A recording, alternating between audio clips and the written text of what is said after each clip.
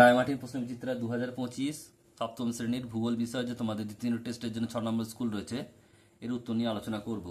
একই জায়গায় সঠিক উত্তরটি নির্বাচন করে লেখো। একেরটা গ্রস্ত উপত্যকা গ্রস্ত উপত্যকা হচ্ছে স্তূপ পর্বতে দেখা যায়।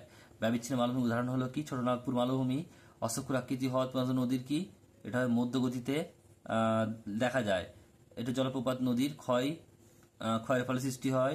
তারপরে হচ্ছে দেখো চুনাপাথর শিলা স্তর থাকে।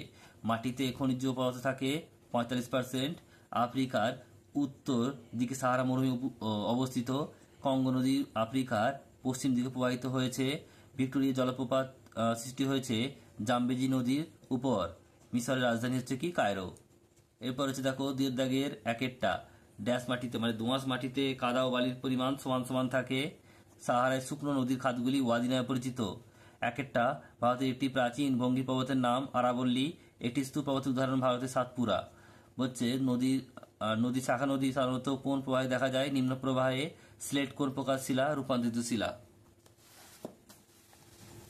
এরপর হচ্ছে দেখো পৃথিবীর দীর্ঘতম নদী কোনটি? নীলনদ। ক্যারাভান কি?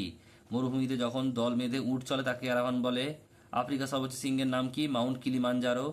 আফ্রিকার মহাদেশে নাতিশীতোষ্ণ তৃণভূমি কি নামে পরিচিত? ভেল্ট নামে পরিচিত।